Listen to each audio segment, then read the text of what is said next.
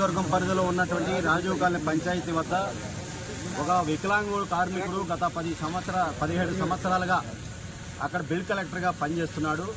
చట్ట ప్రకారంగా ఆయన ట్రాన్స్ఫర్ అయినటువంటి ఇంటి పట్టాను చూసి అన్ని వెరిఫై చేసిన తర్వాత ఆయన చట్టం బిల్లు వేశాడు. కానీ అక్కడ ఉన్నటువంటి అధికార పార్టీ నాయకులు నువ్వు ఎట్లేస్తావు మా పర్మిషన్ లేకుండా అని చెప్పి చెప్పడంతో పాటు డిపిఓ గారు ఏకపక్షంగా సెక్రటరీ గారు ఆయన తొలగించారు. ఆ తొలగించడానికి వ్యతిరేకంగా కార్మికులందరూ కూడా ప్రజాస్వామ్య పద్ధతిలో నిన్నటి రోజు ఆందోళన చేస్తున్నారు. ఆందోళన చేస్తున్న సందర్భంగా సమస్యను సామరస్యంగా పరిష్కారం చేసినటువంటి 3 టౌన్ ఎస్ఐ శరత్ చంద్ర గారు దురుసుగా ప్రవర్తించడం, అవుడు మీకు ఇచ్చాడు పర్మిషన్ అని చెప్పేటి పద్ధతిలో మాట్లాడాడు. అందుకని పత్రికా భాషలో రాయలేని పద్ధతిలో ఆయన దురుపయోగ ఆడడం, అందులో దళితులుగా కార్మికులుగా ఉన్నటువంటి కార్మికుల మీద దౌర్జన్యం చేయడం అనేది సరైనది కాదు. అందుకని ఇప్పటికైనా డీఎస్పీ గారికి చెప్పాం, శాఖాపరమైన చర్యలు తీసుకోవాలి.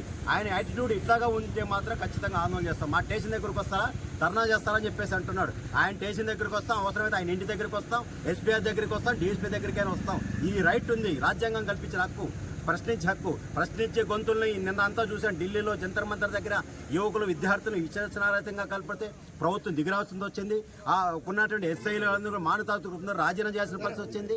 అందుకని ఇట్లాంటి దుర్మార్గమైన వైఖరిని పోలీసులు వ్యవహరించాడు. ఫ్రెండ్లీ పోలీస్ అంటే ఇదేనా? ఫ్రెండ్లీ పోలీస్ అంటే కార్మికులతోనూ కార్మిక నాయకులతో మాట్లాడే తీరు భాష మార్చుకోవాలి. అందుకని ఇప్పుడు ప్రజాస్వామ్యంలో అందరూ తెలివైనటువంటి వాళ్ళు. అందుకని ఎస్ఐ గారు నేను ఎస్ఐ అని చెప్పేసి పెద్ద విరవీగితే మాత్రం ప్రజల్లో క్షమించే పరిస్థితులు, ప్రత్యేకించి సిఐటి కార్యకర్తలు ఆ రకమైనటువంటి ఖచ్చితంగా వదిలిపెట్టే ప్రసక్తి లేదు. ఇంకోసారి ఆయన మార్పు, ఆయన పద్ధతి తీరు మార్చుకోకపోతే మాత్రం పెద్ద ఎత్తున పోరాటం చేయాల్సిన పరిస్థితి ఉందని చెప్పేసి అందుకని డిఎస్పీ గారు చెప్పారు. డిఎస్పీ గారు సానుకూలంగా స్పందించారు. ఆయన మీద మేము ఆ రకమైనటువంటి చర్యలు తీసుకుంటామంటే, చర్యలు తీసుకోకపోతే మాత్రం ఖచ్చితంగా మేము భవిష్యత్తులో పోరాటం కొనసాగిస్తాం. ఇప్పటికైనా అధికార పార్టీ నాయకులు దౌర్జన్యాలు ఆపాలి. కార్మికుల మీద మీ దౌర్జన్యం ఏంది? నిన్న కూడా పవన్ కళ్యాణ్ గారు అంతర్జాతీయ విమానాశ్రయం సందర్భంగా మొత్తం ఏదో ప్రధానమంత్రిని దూషించారు. నాకు చాలా బాధగా ఉంది, ఎంతగానో బాధగా ఉందని ఆయన ఏడ్చాడు. ఆయన ఏడ్చడం ఆయన కాదు, ఆయన శాఖలో పనిచేస్తున్నటువంటి గ్రామ పంచాయతీ కార్మికులు 18 నెలలుగా వేతనాలు లేవు. స్వచ్ఛ భారత కార్మికులకు రెగ్యులర్ చేస్తామని చెప్పినట్టు పవన్ కళ్యాణ్ ముసలి కన్నీరు గార్సేందుకు మీ అధికార వ్యామోహం కోసం, ప్రధానమంత్రిగా మెప్పులు పొందడం కోసం కాదు మీకు పదవులు ఓటేసి గెలిపించింది. ప్రజలు కార్మికుల హక్కులు కాపాడాలని చెప్పేసి కొడుతున్నాం, వాళ్ళ వేతనాలు కావాలని చెప్పేస్తాను.